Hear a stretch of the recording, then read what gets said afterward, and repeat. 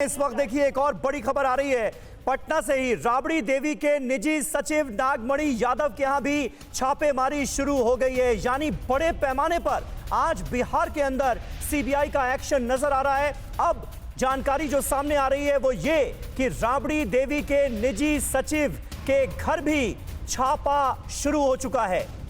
राबड़ी देवी के निजी सचिव नागमणि यादव के यहां भी छापेमारी शुरू हो चुकी है। रुपेश, क्या खबर इसे लेकर, क्या अपडेट मिल रही है और नागमणि यादव पर किस तरह के आरोप हैं? जी देखिए, ये बहुत अहम है और अहम इसलिए है क्योंकि पहले भी मैंने बताया था कि लालू प्रसाद यादव का जो संबंध भोला यादव से है, राबड़ी यादव का वही संबंध नागमणि यादव से है। और पिछले कई वर्षों या दशकों में राबड़ी देवी से जब भी मेरी बातचीत हुई है, नागमणि ने ही बात कराई है, या इधर से अगर बात करनी हो तो नागमणि के मार्फत ही बात होती है।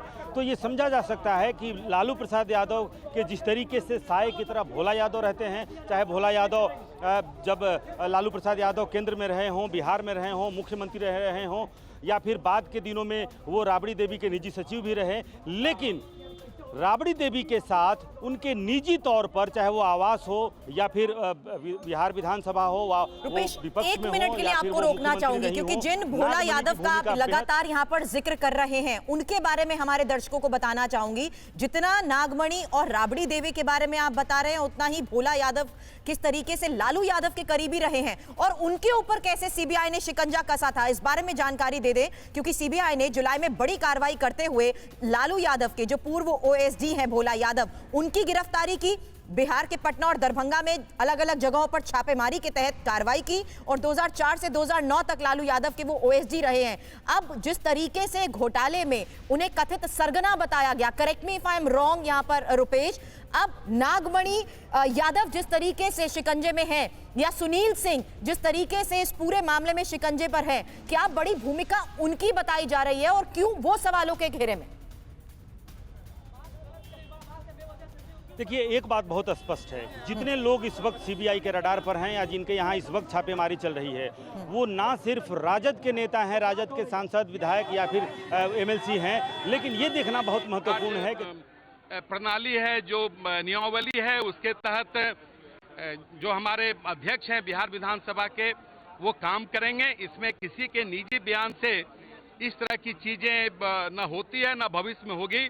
या लोकतंत्र का मंदिर है, यहाँ के कुछ अपने कायदे हैं, संवैधानिक प्रक्रिया है, उस प्रक्रिया के तहत सदन चलेगा। लेकिन छापेमारी हो रही है, उसको लेकर सवाल उठ रहे हैं, टाइमिंग को लेकर आप लोगों नहीं, देखिए, वो छापेमारी के संबंध में वो एजेंसी अपना काम कर रही है, वो स्वतंत्र एजेंसी है, उसमें वो अपना काम कर रही है, उसमें हम कोई टिप्पणी नहीं कर। लेकिन सवाल तो उठेंगे ना कि आज फ्लोर टेस्ट है, आज फ्लोर टेस्ट है और आज आप छापेमारी करवा रहे हैं। देखिए, आज हम सब बिहार विधानसभा के एक दिवसीय सत्र में आए हैं और यह हमारे लिए ज्यादा महत्वपूर्ण है। वो एजेंसी की अपनी प्रक्रिया है, उसमें हम कोई टिप्पणी नहीं करेंगे। पहुंच ही नहीं पाएगा अगर इस तरीके से सीबीआई घेर लेगी चारों तरफ, सीबीआई घेर लेगी तो फिर नहीं। देखिए, सरकार को क्या, वो जिस प्रकार से उन्होंने काम किया है, सजा तो उन्हें भुगतना पड़ेगा।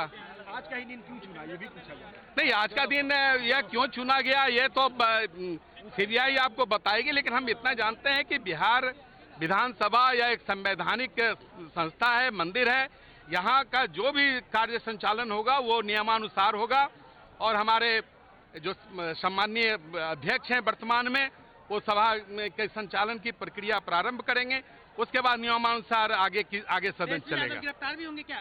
तो वो पूछ रहे हैं कि बीजेपी वाले बताएंगे इसके बारे में। सर सीबीआई की रेड चल रही है, राजद की तरफ से आरोप है, हम लोग को वहाँ जाने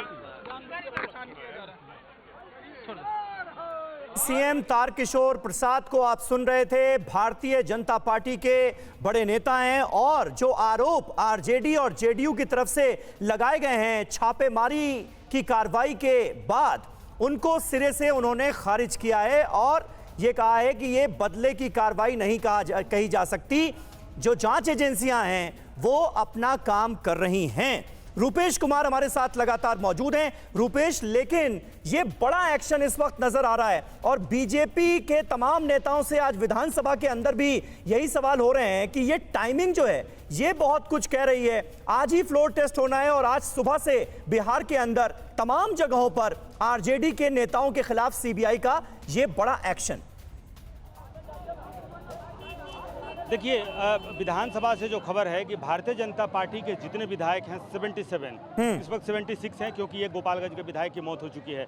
तो सभी 76 जो बीजेपी के विधायक हैं वो सब भगवा गमछा लेकर के पहुंचे हैं। यानी कि जाहिर सी बात है, भारतीय जनता पार्टी अब विपक्ष में है, वो सरकार में नहीं है। सरकार में रहने पर पार्टी और सरकार को अलग दिखाने की कोशिश थोड़ी सी जरूर होती रही है, लेकिन अब चूंकि विपक्ष में है और ये रणनीति बनी थी कि विपक्ष सदन में हमलावर रहेगा, भले ही अकेली पार्टी है लेकिन 76 उनकी सदस्य संख्या है, लिहाजा एक मजबूत विपक्ष के रूप में वो सदन में दिखेंगे। आज भगवा गमछा लेकर के तमाम विधायक बिहार विधानसभा में पहुंचे हैं, लेकिन सवाल भारतीय जनता पार्टी और कहीं ना कहीं जो सरकार को घेरने की उनकी रणनीति थी, आज सरकार ही या सत्ताधारी पार्टियां ही बीजेपी को घेर रही है।